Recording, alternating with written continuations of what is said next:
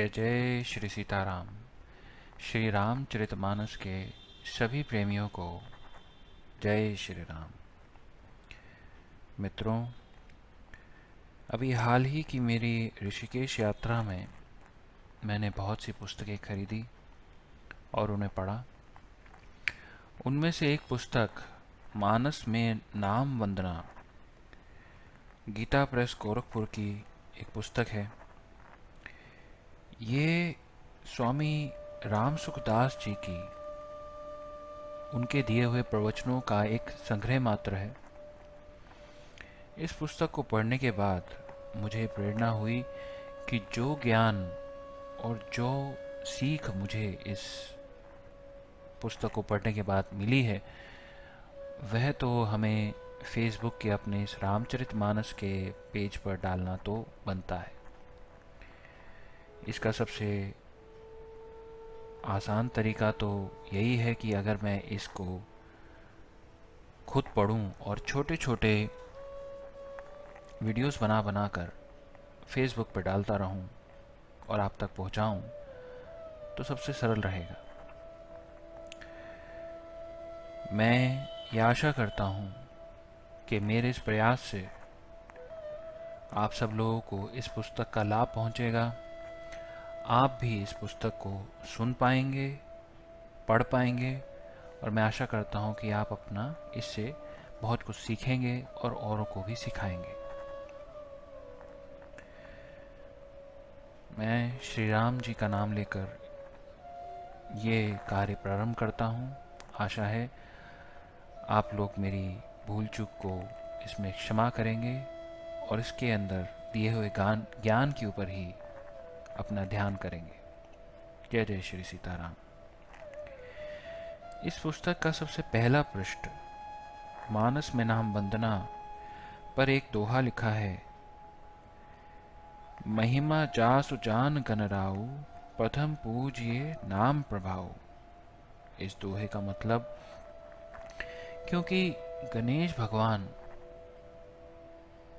श्री गणेश जी नाम का प्रभाव जानते हैं, इसलिए ही वह प्रथम पूजनीय है।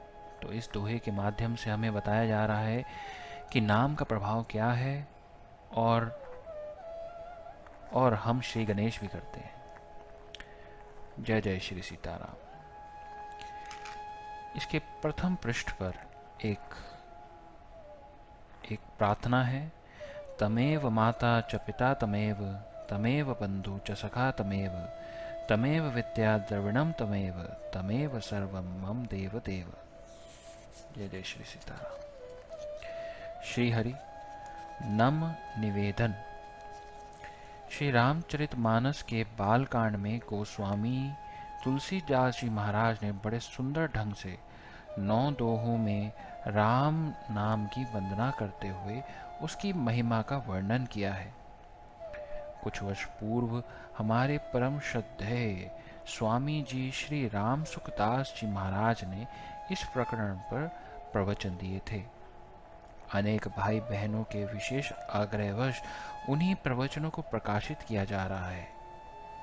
सगुण और निर्गुण उपासना में रुचि रखने वाले सभी साधकों के लिए यह पुस्तक बड़ी उपयोगी है, बहुत उपयोगी है। इसमें भगवान नाम के प्रभाव को बहुत ही सरल रीति से साधारण बोलचाल की भाषा में समझाया गया है। सभी साधकों से मेरा नम्र निवेदन है कि प्रस्तुत प्रवचन संग्रह के भाषा संबंधी दोषों की ओर ध्यान न देकर केवल भगवत प्राप्ति के उद्देश्य से इसमें कथित विषय का गंभीरता पूर्वक अध्ययन करें। इससे उन्हें अपने साधन पथ पर अग्रसर होने में अभूतपूर्व सहायता प्राप्त हो सकती है। प्रकाशक। नारायण। श्री हरि। प्रवचन 1। श्री सीताराम वंदना। गिरा अरथ जल पीच सम, कहियत भिन्न न भिन्न, बधू सीताराम पद, जी नहीं परम प्रिय खिन्न। श्री रामचरितमानस बालकांड दोहा 19। गोस्वामी तुलसीदास जी महाराज कथा प्रारंभ करने से पहले सभी को वंदना करते हैं। इस दोहे में श्री सीताराम जी को नमस्कार करते हैं। इसके बाद नाम वंदना और नाम महिमा को लगातार 9 दोहे और 72 चौपाइयों में कहते हैं। श्री गोस्वामी जी महाराज को यह 9 संख्या बहुत प्रिय लगती है। 9 संख्या को कितना ही गुणा किया जाए तो उन अंकों को जोड़ने पर 9 ही बचेगा। जैसे 9 संख्या को 909 से गुणा करने पर 81 होते हैं। 81 के 8 और 1 इन दोनों को जोड़ने पर फिर 9 हो जाते हैं। इस प्रकार कितनी ही लंबी संख्या क्यों ना हो जाए, पर अंत में 9 ही आएगा, क्योंकि यह संख्या पूर्ण है। गोस्वामी जी महाराज को जहाँ कहीं ज़्यादा महिमा करनी होती है तो 9 तरह की उपमा और 9 तरह के उदाहरण देते हैं। 9 संख्या आखिरी हद है, इससे बढ़कर कोई संख्या नहीं है। यह 9 संख्या अटल है। संबत सौरह से 31 करु कथा हरिपद धरि सीसा, नौमि भौम बार मधुमासा, अवधपुरी यह चरित्र प्रकाशा। श्री रामचरितमानस बालकांड दोहा 35, 5, 34, 4 और 5। राम जन्म तिथि बार सब, जस त्रेता मह भास, तस 31 महाचुरे, जोग लखन ग्रह रास। नारायण। भगवान श्री राम ने त्रेता युग में चैत्र मास शुक्ल पक्ष नवमी तिथि मंगलवार के दिन शुभ मुहूर्त के समय अयोध्या में अवतार लिया। भगवान के अवतार के दिन जैसा शुभ मुहूर्त था, ठीक वैसा ही शुभ मुहूर्त संयोग संवत 1631 में भगवान के अवतार के दिन बना। श्री गोस्वामी जी महाराज ने अयोध्या में उसी दिन श्री रामचरितमानस ग्रंथ लिखना आरंभ किया। जब तक ऐसा संयोग नहीं बना, तब तक वैसे शुभ मुहूर्त की प्रतीक्षा करते रहे। यहाँ 18वें दोहे में श्री सीताराम जी के चरणों की वंदना करते हैं। सीताराम जी की बहुत विलक्षणता है। जिन्हीं परम प्रिय खिन्न दुखी आदमी किसी को प्यारा नहीं लगता। दीन दुखी को सब दुत्कारते हैं, पर सीताराम जी को जो दुखी होता है वह सबसे ज़्यादा प्यारा लगता है। वह उनका परम प्रिय है, उस पर विशेष कृपा करते हैं। उन श्री सीताराम जी के चरणों में प्रणाम करता हूँ।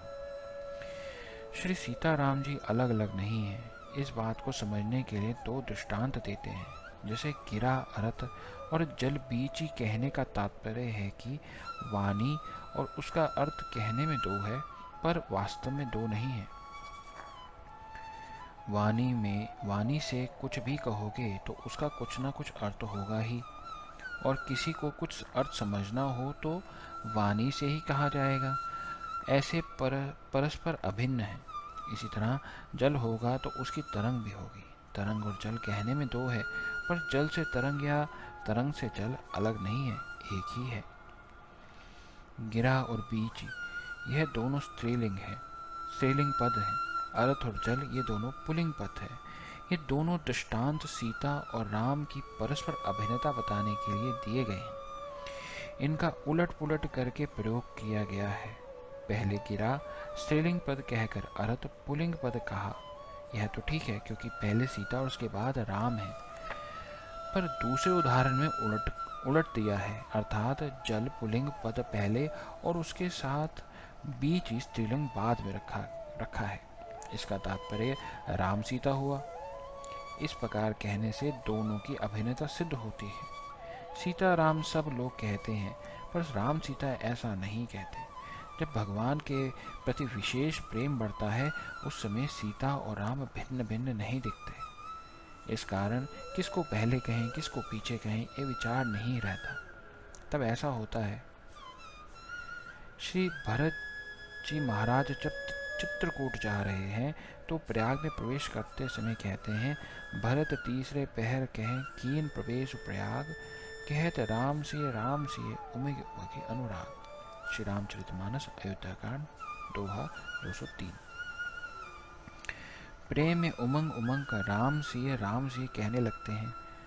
उस समय प्रेम की अधिकता के कारण दोनों की एकता का अनुभव होता है। इसलिए चाहे सीता राम कहो, चाहे राम सीता कहो, ये दोनों अभिन्न हैं। ऐसा श्री सीताराम जी की वंदना करते हैं, ऐसे श्री सीताराम जी की वंदना करते हैं। अब इसके आगे नाम महाराज की वंदना करके 9 दोहों की नाम महिमा का वर्णन करते हैं। एक नाम जप होता है और एक मंत्र जप होता है। राम नाम मंत्र भी है और नाम भी है। नाम में संबोधन होता है तथा मंत्र में नमन और स्वाहा होता है। जैसे रामाय नमः, यह मंत्र है, इसका विधि सहित अनुष्ठान होता है। और राम राम राम ऐसा नाम लेकर केवल पुकार करते हैं। राम नाम की पुकार विधि रहित होती है। इस प्रकार भगवान को संबोधन करने का तात्पर्य यह है कि जय जय श्री सीताराम। शेष अगले भाग में। जय जय श्री सीताराम। धन्यवाद।